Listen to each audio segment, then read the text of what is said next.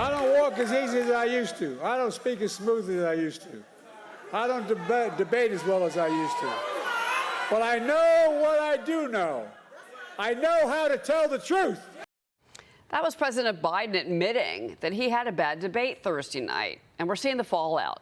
The president holed up again at Camp David with his family. First Lady Jill Biden, first son Hunter, reportedly urging Biden to stay in the race. But the First Lady told Vogue, quote, Joe will always do what's best for the country. Well, what is that?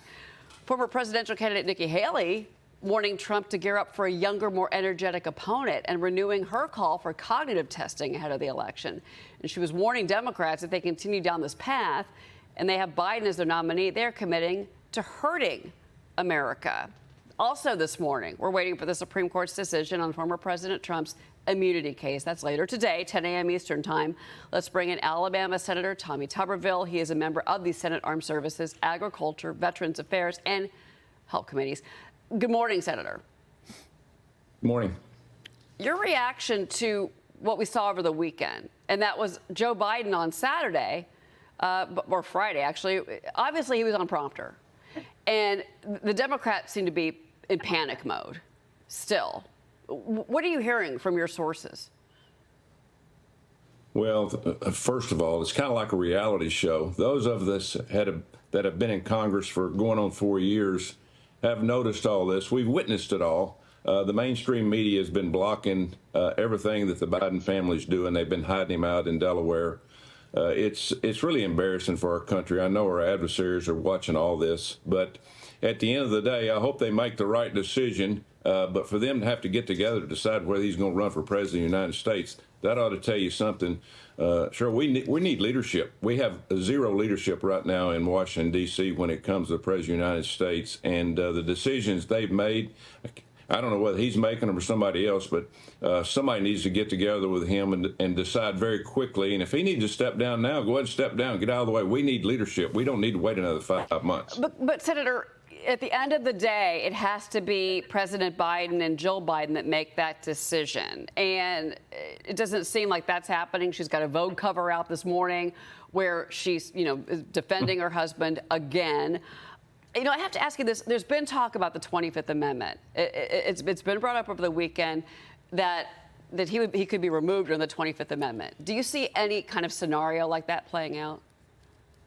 I really don't. I don't think that'll happen. I think Jill Biden is one really making decisions physically for President Biden right now. She needs to stop the madness and get him out of this situation. I think if they would come to an agreement as a family and say, listen, we've decided not to run next year. Let's play this thing out. But right now, the American people are confused, number one, because they've been told for 4 years he's fine. But all of a sudden, in one night, they saw an absolute disaster on national television. And I don't think it's going to play very well for the Democratic Party. Well, look, Senator Barrasso was on with Maria yesterday, and he made a very good point that our adversaries around the world, they were watching on Thursday night, and that whether it's China or it's Russia or it's Iran, you take your pick of the threat, that we've got serious concerns now about the president's viability. Watch this. And my concern right now, Maria, is not just all the Americans who watched this debate.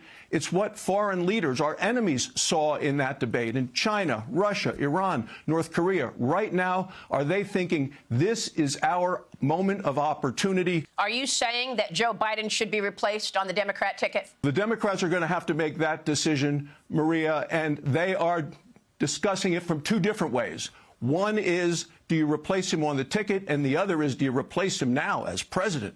Either way, you're stuck with Kamala Harris, the vice president, who actually I think would be worse than Joe Biden. But Nikki Haley, I have to say here, Nikki Haley telling the Wall Street Journal that Republicans need to gear up for a younger, more energetic candidate. She does not believe that Joe Biden is going to be on that ticket in November. Your reaction? Well, who knows? The Democrats are going to have to make that decision. But as Senator Barrasso said, our adversaries are watching it, but also our allies are watching this, Cheryl. The people that count on us. We basically help almost everybody in the world that are allies, whether it's, for anything from security defense to helping them financially. And so they're all watching going, what in the world is American people doing? Where's this country going? And right now we're not going anywhere. We're going backwards. And that's the reason so many people are behind President Trump and understand that at least he's a leader. He understands the problems. We need to put answers to the problems. You saw in the debate the other night, I don't even think Joe Biden knew the problems. President Trump knew the problems. He knows the answers. He knows the direction he wants to go. And we got to get people behind him. You know, and also, too, Gordon Chang joined us earlier this morning, and he said that if you're Xi Jinping and if you're thinking about making some kind of move against Taiwan, for example, you do it before next January, which is a very scary thought. I do want to ask you one other thing here, just to pivot here for a minute. Immigration and Customs Enforcement spokespeople are telling the New York Post that dozens of these migrants who were caught on camera that violently stormed the border in El Paso, that was earlier this year, they've been released. And then back in May, an El Paso judge dismissed these criminal charges against 211 illegal migrants involved in that riot. They were released from state custody, and then they were handed over to ICE. ICE released 43 of them. And Fox Digital focus groups results are finding that independent voters were swayed towards President Trump in real time when he spoke about immigration during the CNN presidential debate. Senator. Well, we live in a dangerous world, a lot more dangerous world now, Cheryl, than we did three and a half years ago. Open borders are not what is going to help make this country even better. I'm right now sitting in Panama City, Panama, getting ready to go to the inauguration of the new president, Jose Molino, who is a big populist. He wants to stop the Darien Gap, and that's where a lot of these people come through from Central America. And so that's a huge plus for the American people. And this is not even, Joe Biden is probably fuming. He and Secretary Mayorkas are probably not looking eye to eye with this new president down here, but I'm looking forward to talking with him and spending some time with him.